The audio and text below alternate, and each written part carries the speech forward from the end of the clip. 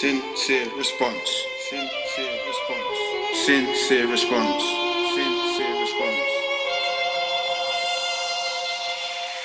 Respect, life, love, peace. Respect, life, love, peace. Respect, life, love. Davious, Inyang, thank you very much for joining us on the Pocket Mastermind podcast. How you guys doing? Very good. Good stuff. So Yeah. you guys founded a non-profit called Sincere Response, working with youth in London. Give us a bit of background about how you guys met, and we'll talk a bit about what you're trying to achieve with the project. Me and Mr. Carney met. He was selling his music CDs. He does poetry, and so I was helping him sell it.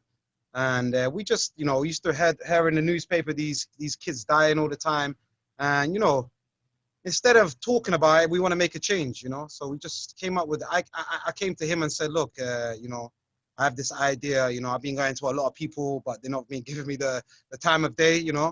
And I needed somebody to do it with. So yeah, I knocked on his door a couple of times, and he answered the door at last. And yeah, from there we went forward. We built it. It was not easy, but a lot of phone calls. So yeah, that's how we built it. And we built the website, and then we ordered wristbands because we wanted to take donations from people, but we wanted to give them something in return. So with why we came into this more like is because we come from that kind of background, that kind of broken home, lack of father figure, no mentors, nobody telling us, right from wrong. So we went out in the world and we made our own mistakes. So now we were older, and we believe that we could, prevent a lot of young kids from living this lifestyle, because when they look at us, they know that we've lived it, and mostly the time the young kids actually do listen to us more likely. And yeah, that's how we kind of got it on the road. And yeah. So. And how long ago? When did you guys start? Mr. Carney, I'm bad with I'm bad with time. Has it been about a year and a half? 2018. 18, perfect. Yeah. The end of 2018. Yeah, end of 2018. Yeah, perfect. And so, But we became carry on. We became fully incorporated September 2019. So we've been like fully incorporated with insurance and everything less than a year. And so, talk to us a bit about how you work with the young people in London. Is there specific groups of people that you try and work with, or specifically you do work with? We're focusing on workshops and giving the children, alternatives, and, giving them direction and opportunity via workshops. So like getting them into role playing and so forth. Regarding that aspect of Sincere Response, we never got that off the ground. But what we did get off the ground was, because we had everything planned, but it never got off the ground. What we did have it off the ground was bringing, I wouldn't say kids, but like 17, 18, 19-year-olds into a system, whereas we're teaching them, responsibility, money management, and how to converse and deal with individuals. This is what we was doing regarding kids that have come from, troubled backgrounds, giving them a platform on learning confidence within society. This is what we were dealing with mainly.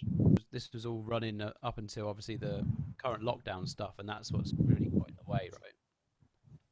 Yeah, because we had a few I wouldn't say contracts, but we had quite a few kids. They was going to come to our premises. We had a premises in central London, across the road from Selfridges, that we was going to be renting, and we had a few kids that were going to come over there, and it was children that have you heard of PRU? Whereas children go to PRU when the schools can't deal with them. So they was going to come from the PRU, and we had quite a few boroughs, in talks with quite a few boroughs that were going to bring the kids to us. So we had Islington Borough, Harrow Borough, South London, Lewisham. They were going to bring the kids to our workshops that we had a few people that was going to carry out these workshops. So myself, Inyang, and a few other people that we're going to teach these kids and put them into role playing and on helping them on how to make the right decisions. If you go on our Instagram, you can see a few of the youth that we work with.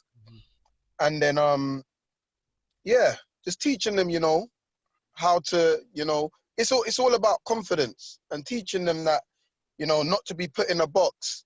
You know, you can use your brain and you can use, you know, how could I explain the skills of social skills That's on it. how to make money. This is what The we're teaching economical them. world, basically, like teaching them about, you know, the stuff that we don't really get to learn in schools, you know, like money management, all of these powerful things that these young kids can learn where they don't have to go into drugs and, you know what I'm saying, into that lifestyle. They can go out there and open up their own thing, or, you know, we're more about empowering the kids. That's what we're more like, you know. Like you said, like you come from that world.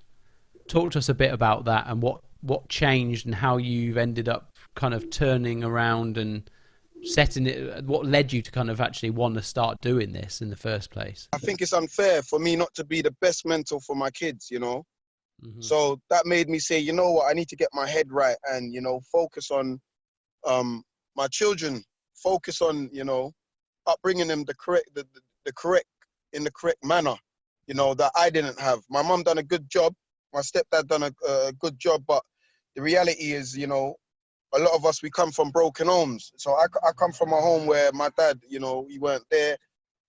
I'm not gonna blame anyone. I don't know why, you know, everyone's got their reasons, but I just think it's unfair, you know, that I don't give my kids, my children, that stability, you know. Most of the adults out there today, they leave their kids to ruin. They leave their kids for the schools to teach. They leave their kids for the community to teach. But the first contact, you know, the first place that the child learns is with the mother and the father, you know. And it's unfair, you know, bringing a child into a broken home. A lot of homes are broken today, like it's the norm, you know. People just, you know, get with a girl, have a child, and, you know, I don't believe in that. I believe in a child being brought up in a stable situation, you know. That will bring out the best, you know, the best within a child. It's just like growing a seed, you know. You want the seed to have, you want the seed to have, you know, the correct minerals within the soil, the correct amount of sunlight, the correct amount of liquid or water. You know, you don't want to, you know, you don't want to hold back any of the tools needed for that seed to grow properly. And, you know, that's what I think we're doing today as parents. We're holding back a lot of information and a lot of well-being for our children today. We said, how are we going to give these seeds, these children, the best, you know, life that we could, you know, opportunity that we could give? So we created an app, and we created a system whereas children can build their confidence. You know, a lot of people want to sell. They want to sell stuff. Instead of selling drugs, why don't we, you know, why don't we build a system whereas they can sell a product, you know, to society? And that's what myself and Inyang done. It might be small in the sense of it's just wristbands, but that's a you know, that is a lot for a child, you know, being pushed and helped in understanding the dynamics of how the world works, how, you know, how people are hot and cold, learning how to deal with a no. You know, when I was growing up, I didn't understand the word no. When someone told me no, when I was unleashed to the streets, I've took it as like, that's an enemy. Why is he telling me no? Why aren't you? Do you know what I mean? So helping a child understand what the word no means, and no doesn't always mean a bad thing, that is a powerful, you know, tool for that child to understand in life, you know. So you want to add to that, Inyang?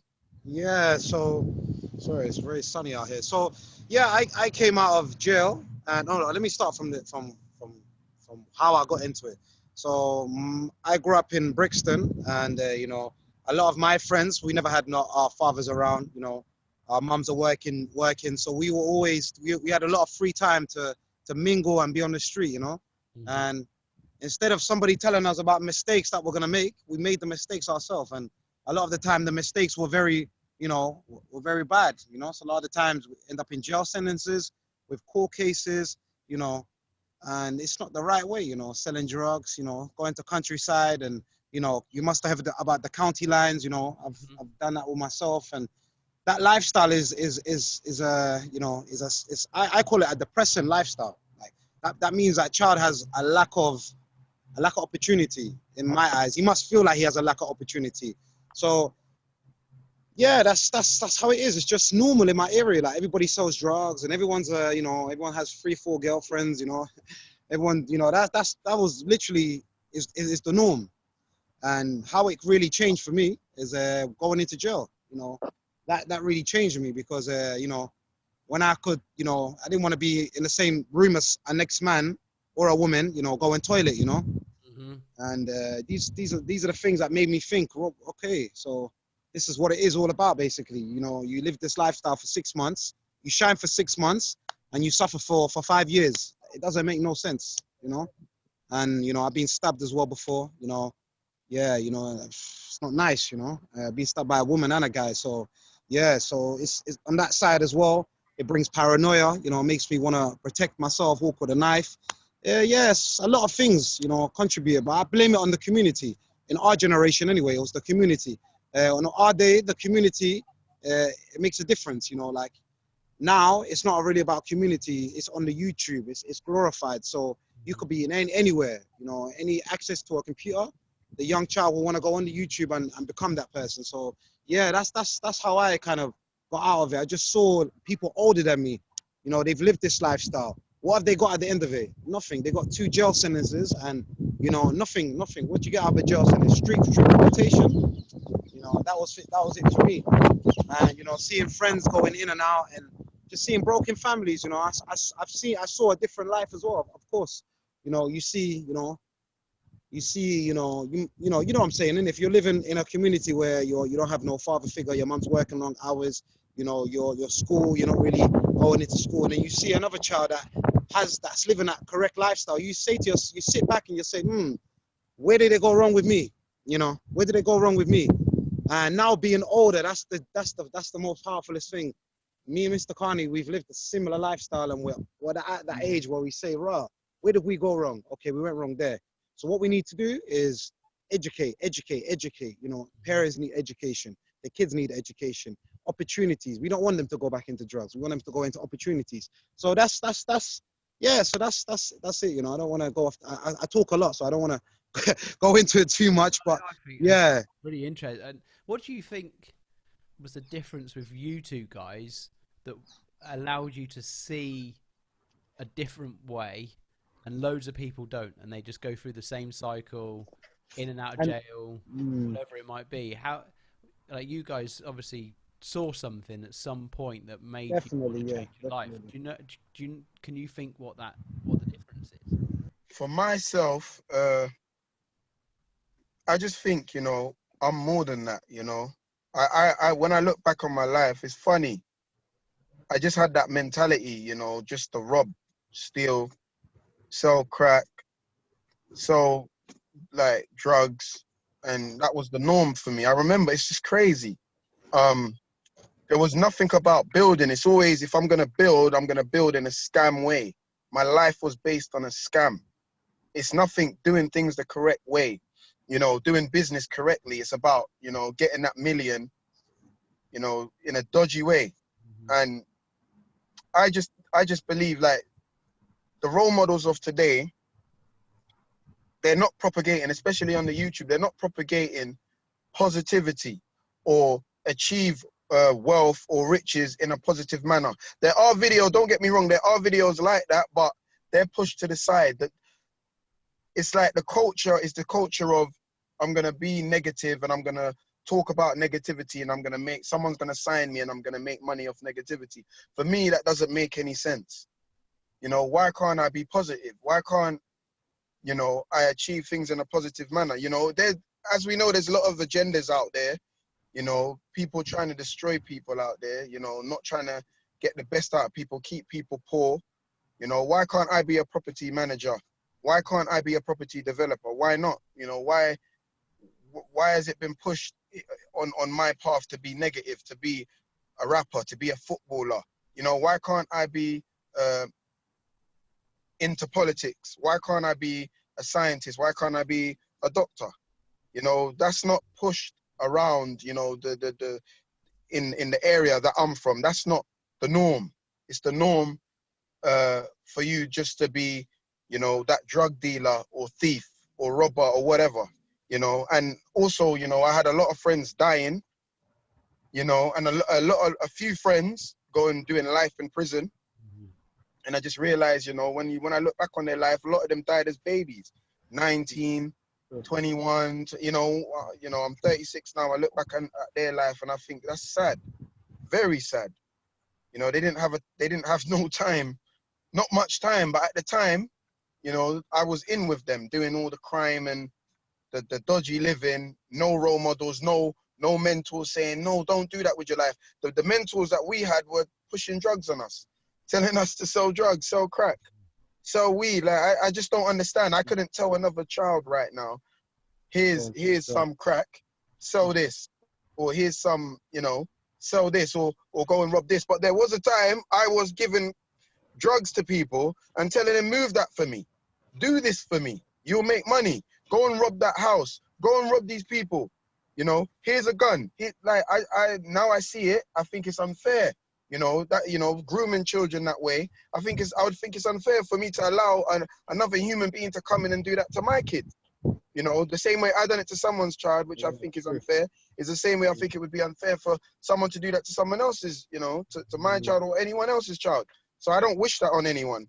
And I just feel that it's a race against time for myself, Inyang, and others, the community, to get together and create that system that prevents that for other children to come. Powerful. So yeah. How long have you been out of crime for now? Yeah. To be honest, you know, I would say 2018-ish. And when I say out of crime, I mean having that mentality, those thoughts to go and rob a post office or that. 2018. Yeah. The thoughts went out your mind. Yeah, because I know, if I'm not saying I'm inclined completely that way, but if somebody done the maths for me and said, yeah, we could make this money if we go down that route, I would have possibly, you know, thought about it. Yeah, why not? But now as I look at it, someone can't tell me to rob a post office with them. And I definitely can't be telling, you know, someone to rob a post office with myself. You know, I think I can acquire wealth, more wealth, doing something legit. And, you know, hence we got Sincere Response. It is a CIC, but at least we've helped people make money. You know, people are part of the Sincere Response team. They know they've made money, which is good. And they know they've learned skills, which is good. If you ask people that's worked within Sincere Response, they will tell you they've made money and they've learned skills. The most important, they've got skills that they can take on with them in life. But yeah. How do you cut the ties if you're in that setup, if you're in a gang or whatever, and you decide that you don't want to do this anymore? Like, how do you leave that? Is it hard to leave that? Do you It depends. It depends who you are in the community. If you're somebody, you can leave very willingly. If it depends your age group as well. If you're a young boy in a gang, you can't just leave like that. You know, you can't. You'll get harassed every day. You can't. So it depends on the age. And a snitch. Yeah, they'll call you a snitch. But in general, like, I grew up in my area more like I was never, like, you know, bullied and stuff. So I used to always, I just from quite early, but when I came out of jail, I didn't want to sell drugs no more. I wanted to do other things. You know what I'm saying? Maybe that was, and it was still crime. I'm not gonna lie. I went into jail when I was 21. So when I came out, I was still quite young. You know what I'm saying? 24, 25. So, you know, the mentality went away when I really looked at myself and I said, what life do I really want? Do you get what I'm saying? What life do I really want? Do I want to be in jail with a gray beard, or do I want to be outside enjoying my life? You know, I've got kids. I want to give my kids a different lifestyle to what I had, a more opportunity. So what made me kind of change is knowing one day that I want kids, and I don't want my kids to, you know, see me in jail, or, you know what I'm saying, or have them a lack of opportunities. You get what I'm saying? That's what made me kind of change, and being old and having the wisdom to think, you know what, that was stupid what I used to do back in the day. Why did I used to do that? Why did no one drag me and say, come here, little boy, we're going to go to college, I'm going to sign you up, or I'm going to do this? You get what I'm saying? So that just made, I think it's when when you're in a community with that type of negative mentality, and you're young, you become very stupid. You know, you think, oh, this is the right way. But when you, I'm not trying to say that age is the thing. But for me, if my growth as a man, when I grew up, I kind of saw the what's the word I can say, the mirage in front of me. You know, calling you, like you said, post office, all of these devilish thoughts coming in your mind. It's like, Yeah. they keep coming because you have friends and you have people that are in that lifestyle. So you see them pulling up in cars. So it came to a point where you just have to know, listen, I don't want none of that lifestyle, you know. And we're at a stage now, I don't even think we even mingle or talk to people that are in that lifestyle. We keep ourselves very distant because our mentality, we're not on that. We can't connect. Do you get what I'm saying? Yeah. Our mindset, you know. Did you have any ambition when you were growing up, when you were, let's rewind to when let's say you were 14, 15 years old. Did you have any ambition? Did you have a dream job you thought you might want to do, or was it literally just, I'm just going to push some drugs, you know? I wanted to be a 100 meters runner. Yeah, did you? So you want to be an athlete? I had trials in what is it called, in Crystal Palace with Morris Green, one of Morris Green's trainers. It was an American 100 meters, but nobody took me up there. So I think that made me kind of, and I was around 12 going on 13, that kind of made me just give up. I think, you know what, I'm just going to get into this lifestyle. I'm just going to join in. But I was the kind of the interesting thing is, if you'd had someone like you then, who found you just after that knockback, it's true. And they could have got in your ear and said, look, try again. It's true. Your whole life could have been totally different. It's very true. I'm telling you, I know. It's true. But So Steve, that emphasizes the importance, right? Yeah, that's how we see it. We see it as we're the sacrifice for our kids, for the future, you know. Yeah. For our nephews, our nieces. Like, none of them are gonna make the same mistakes that we made, and the older females made. We will educate them about the mistakes, so they're aware about it. One thing the adults don't do, they never tell the kids about the mistakes that they made. So the kids gonna make the same mistake as the mum made, and the dad. I think that's very selfish, you know. Yeah. Yeah, I agree. So once the lockdown's lifted, what's the kind of work you guys want to really focus on once we're able to move around? What do you think's the most important stuff that you can do with the kids at the minute? Well, we was about to. I'll let Mr. Carney talk about that, the workshops and stuff. But we want to be more, because we spend a lot of time on the street. We don't want to be on the street. Our time is wasted on the street. We need to be with the kids, do you understand, in workshops and teaching them these skills. The kids, a lot of the time, these kids, they don't want to be in school because schools they're teaching them the same stuff from 100 years ago. You know, it's boring. You know, they want to learn money management. They want to learn about the economy. They want to learn about, you know, Bitcoin, all these things. It's interested. The kids are like, wow, I want to learn this. Well, I can make money online. Yeah, of course you can. Wow. You know, all these things. That's what we want to go. We want to get into their heads before they get groomed. You know what I'm saying? So talk to us a bit about the kind of workshops that you were looking to run. Yeah, so domestic violence, drug awareness, decisions, knife crime awareness, victim awareness. But when I was in prison, I done a victim awareness course, and I done an ETS course. So some of these courses, like, where we refined it. So we've taken it from a different angle, if you know what I mean. Mm-hmm. Given it a twist, so made it more beneficial. So how did you go about that? What's the difference that you guys have kind of been able to put onto the courses? Technology. Interesting. Like we said, we've got an app that's on Google right now, and it's about to be on Apple iOS, and it's not about just giving them the workshop, it's about following them. Talk to me about that. How does that work? So continuing to be a mentor, continuing. It's not just cutting off from there, it's continuing to be a mentor and offer them services. This is what myself and Inyang built. That's the purpose of the app. is so we remain. So once we've come into contact with the child, and we've given them the workshop, they've achieved so forth. We carry on with them and give them the mentoring service free of charge, and that's what the funding would go towards, mentoring these children, allowing the system to run and give these children, how could I say, like, I wouldn't say 24/7 response, but that child that's at home that's been neglected, doesn't have somebody who's there to teach him or educate him, giving that child access to somebody that actually cares. If you get what I'm trying to say, David. Yeah. That's the purpose of the app. So within the app, there's podcasts, but really and truly the app's based on a mentoring service, free of charge.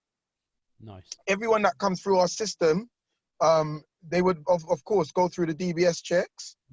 And we do have a little team there of mentors. But the thing is, like, just because of what happened, the coronavirus, everything is on hold. So, yeah. And you looking for, you know, more people to take part as mentors once you're back up and running again? Yeah, 100%, 100%. So yeah, the more that we get to know people and we see that they're qualified, we would want to put them out as mentors. Yes, definitely. Awesome. Like, how could I say it? Like, you'd have a profile on our app, and within the profile, it would say like, you operate between 12 and 3.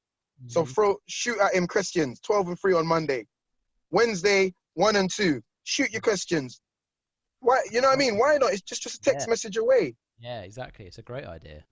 Yeah, I love that. Hopefully, again, people listening to this will be interested in getting involved to be a mentor. I think there's nothing more, you know, beneficial than giving something back, like to be a mentor to someone. What's the longer term goal? What's the ambition, say, in a year or 2 years time from now?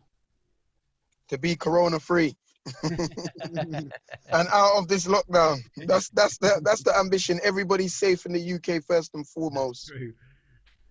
But it's funny, David, because this little timeout, I hope it's going to be a little timeout for us. We're going to be able to come back harder, because we've literally sat down and we've thought of, you know, different strategies, you know, better strategies to help these kids, these children. If we could fast forward then into like next year, how many programs do you reckon you could get up and running, or do you want to get up and running? Our aim is to get 50 kids right now within our app, our ecosystem, and have at least 50 to 100 mentors there for these kids, because obviously we know children are hard work. Ready there. So once they got the app on their phone, they can converse via the app. There's no voice application, but it's all via text. But around 50 kids and 50 to 100 mentors. Regarding the workshops, have at least 10 workshops and recycle them. But it's not to make them exactly generic, but to make them, how could I say, like, more free flowing and open, so it suits so if we're dealing with 16-year-olds and we're dealing with 23-year-olds, we know how to, you know, change it to suit the olders from the youngers. But yeah, so one thing I would say, there's not enough platform for kids to understand, when you go prison, your mum suffers too. I don't think when I was in prison, I didn't understand it like that. I used to think of it like, oh, my mum's coming up with her girlfriend and so forth, with my girlfriend and so forth. But really and truly, my mum had to travel. And then I never saw my mum for about a year and a half, because I was all the way down in, I think I was in Portland. And my mum couldn't go back and forth, you know? So a lot of children don't understand that when you get 20 years, 10 years, 5 years, why are you changing the course of your mum's life, of going to work or whatever, to having to travel on the weekend or during the week, all the way down to Feltham, Plymouth, Birmingham, whatever, just to see you for 2 hours? It pains her heart and so forth. Workshops like this needs to be implemented for the children, needs to be given to the children, so they have the choice to understand whether, am I going to take this route or not? Also, first aid workshops. This is what we want to give to the children. Children should understand, you know, if a friend has been stabbed, you know, or shot. How do I deal with it? I remember when one of my friends got shot and he was right in front of me, and I didn't know what to do. And the policeman came with his gun and he's shouting at me, and I'm angry, but he's shouting at me and he's telling me move, and I didn't know what to do. Mm-hmm. You know, obviously I had a basic understanding of putting my hand on the wound, whatever, but the policeman came and I didn't know what to do, Mm-hmm. and he was just bleeding. And the policeman, now I understand what the policeman was doing. I could have been the enemy. I could have been the shooter. The policeman doesn't know that. He's just turned up. So, you know, all of this has to be given to the children, taught to the children, which I think they're not doing. And, you know, it's unfair. Like Inyang said earlier on, the parents aren't doing their job. We're not doing our job. I'm not doing my job.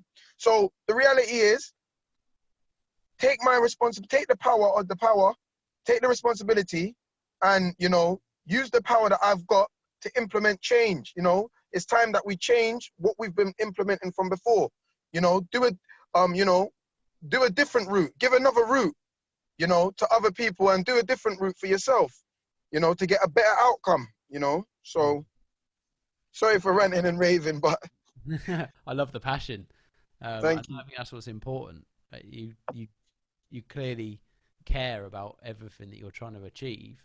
Yeah. That came across when I first met you guys, and you know why we want to help so much, because you have been there, you have lived it, and you've seen another way, and if we can help you help other people see another way, I'll be a happy man.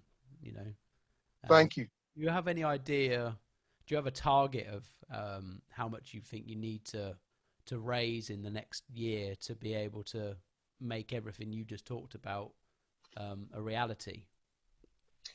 I proposed, when we sat down in front of a group of people, I proposed, first and foremost, if we can just get a secretary, Mm-hmm. An office space or a classroom, a secretary, a classroom, and a PA. Mm-hmm. And we'll be well on our way, because certain things, there's only so much myself and Inyang can do. And that's what I propose. Before pay, Mm-hmm. just to give us those tools. Yeah. So we can delegate work to the secretary, and you know what I mean? Get the system of the mentors up and running. This is what we proposed, you know.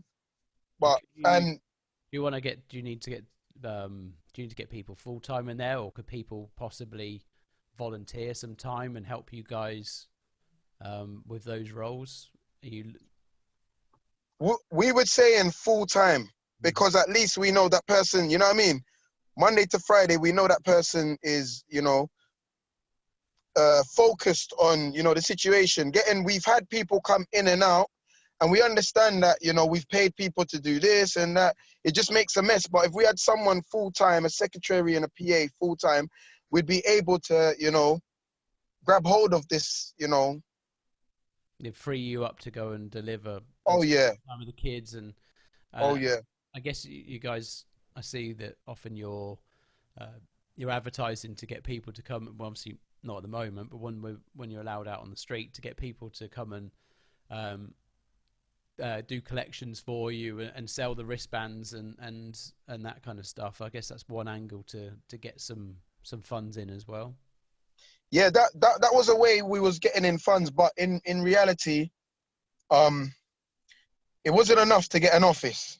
Mm-hmm. It wasn't enough to pay for a secretary. It was, you know, it just wasn't enough. It's, you know, the amount of money coming in wasn't enough. The people that was also working with us, some of the youth and older people, we would give them a large amount of the money. You know, we would share it. We would divide the money correctly for them. Mm-hmm. You know, so it gives them inspiration to want to come back and work, you know. So we would tell them, you give this amount back to the company. We're very transparent with what we're making. You give this to the company and you take this for yourself. And that made people come back, but still we didn't have enough volume. And we was getting momentum, but then we got hit with the coronavirus. So we was getting a lot of people starting to work and getting the ads via Indeed and the job center, but then the coronavirus hit. And then, yeah, as you could imagine, you know. Well, you know, I said to you before, we'll do whatever we can to help you guys raise awareness. I think it's a hugely important cause, and hopefully Thank anyone you. listening to this, if they want to get involved, we'll make sure that it's easy to find you, and they can either, you know, they come through us and we can point them in your Yeah. direction, but we'll make sure there's links to the website and to your social media and all the rest of it, so that people can get involved. And you know, anything that we can obviously do to help bring what you're trying to do to the kids, you know, we're fully behind as well. And if anyone also has any, you know, ideas or services that they can, you know, bring into play that might be able to help you, then, you know, they can also get in touch. I think that'd be awesome. That would be.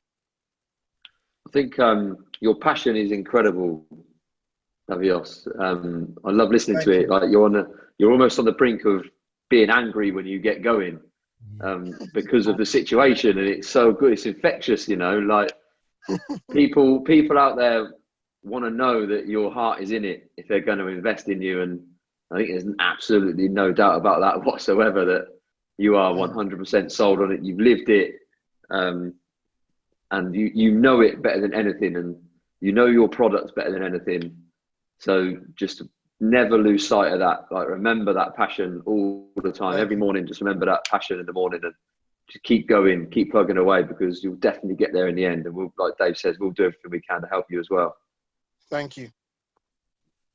Much appreciated, Steve. That's awesome. Well, it's been absolutely amazing talking to you guys, and I can't wait to have another conversation. And I know you guys are going to, you know, get involved with some of the other things that we're working on at Pocket Mastermind, and we look forward to you being part of those events. And like I say, anything that we can do, anything that anyone else can do that's watching or listening, get in touch, because I think this is a hugely important mission that you guys are on. Thank you. Awesome. Cheers, guys. We'll catch you soon. Sincere response. Sincere response. Sincere response. Sincere response. Respect, life, love, peace. Respect, life, love, peace. Respect, life, love, peace. Respect, life, love.